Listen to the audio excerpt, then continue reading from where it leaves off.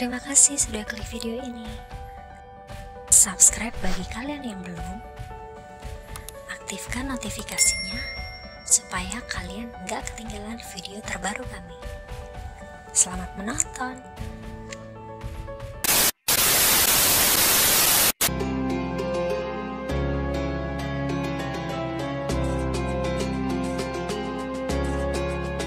Assalamualaikum warahmatullahi wabarakatuh. Salam dan sejahtera untuk kita semua. Om Swastiastu, Namo Buddhaya, Salam Kebajikan.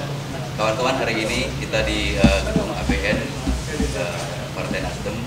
Ini adalah hari terakhir perlombaan ajan yang dilakukan oleh Gemuruh Partai Nasdem untuk Serikat Pekerja Serikat Buruh seluruh DKI Jakarta.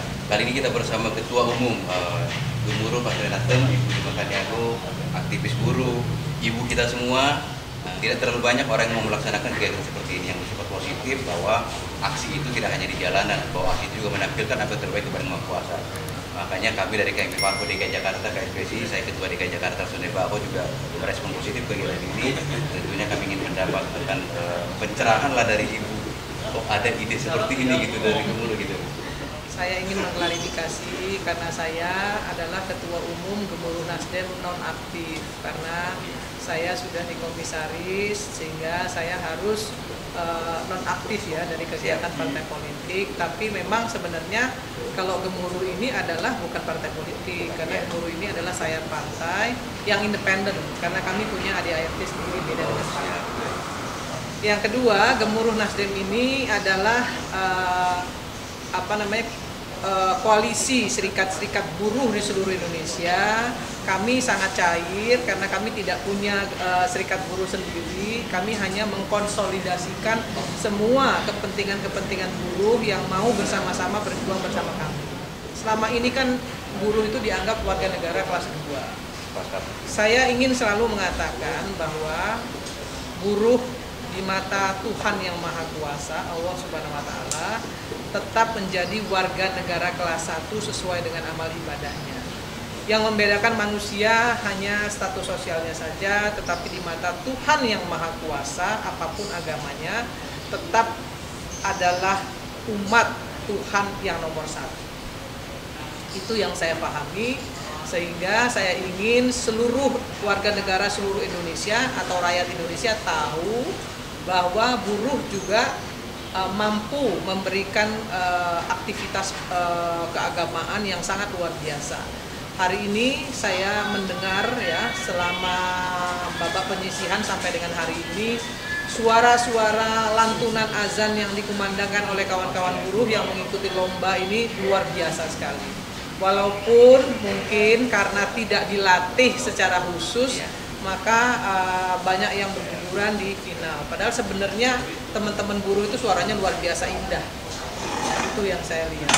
Nah, dengan adanya lomba azan ini, kita bisa menginformasikan ke seluruh Indonesia bahwa buruh juga manusia yang harus punya hak yang sama, ya, sebagai bangsa Indonesia yang harus juga dihormati, ditempatkan sesuai dengan hak dan kewajibannya sebagai warga negara. Itu yang ingin saya tampilkan sebenarnya.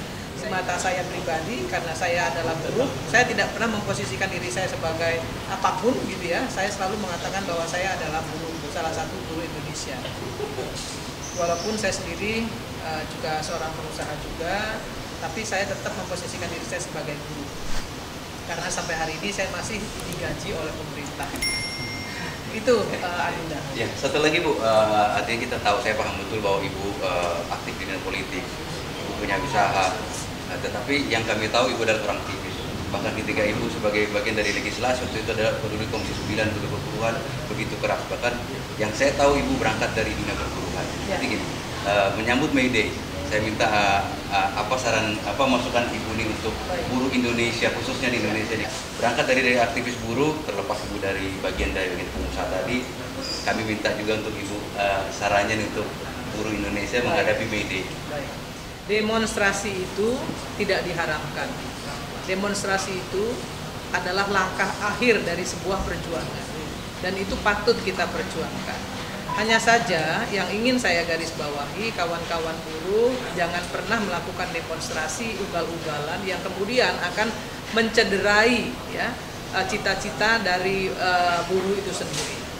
Kenapa buruh yang selalu punya slogan buruh bersatu pasti menang, tapi selalu kalah? Karena kita selalu dikotak-kotakkan oleh berbagai kepentingan. Dan saya sendiri selalu menyampaikan kepada kawan-kawan buruh, ya, saya tahu bahwa kita masih memperjuangkan seputar perut kita. Tapi kalau kita terus-menerus hanya bicara itu, tidak kita selaraskan dengan kepentingan-kepentingan politik yang lebih besar. Kepentingan politiknya bukan kepentingan politik praktis, tapi kepentingan politik untuk buruh. Bukan kepentingan politik untuk mendukung orang lain, untuk mendukung kandidat presiden dan lain sebagainya. Tapi dukunglah semua kepentingan yang menuju ya kesejahteraan kepentingan buruh. Nah, itu yang selalu saya sesali.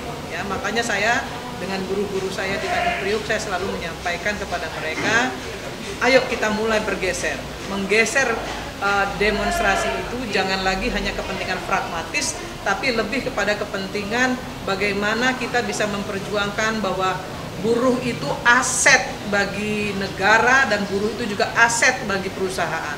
Jadi buruh dan perusahaan itu merupakan kolega. Jadi bukan merupakan beban, tapi merupakan kolega dari perusahaan, merupakan aset dari perusahaan. Maka semua perusahaan di Indonesia harus menghargai buruhnya dan menempatkan buruh dalam posisi yang tidak terdiskriminasi. Itu menurut saya. Terima kasih Bu. Kawan-kawan, buruh itu aset negara. Bagaimana kita memposisikan bahwa kita adalah aset. Jangan kita tidak mengakui bahwa kita ini aset. Bahwa kita menempatkan diri kita di bagian bawah dengan kegiatan-kegiatan yang kita juga tidak mendukung negara. Terima kasih Bu, luar biasa. Amin. Mudah-mudahan ini menjadi kegiatan berkelanjutan dan kami Partai DKI Jakarta sebagai ketua, saya akan mengerahkan anggota saya mensosialisasikan bahwa ini positif. Satu lagi, saya punya channel YouTube namanya Irma Suryani Channel dengan slogan buruh cerdas, buruh kreatif.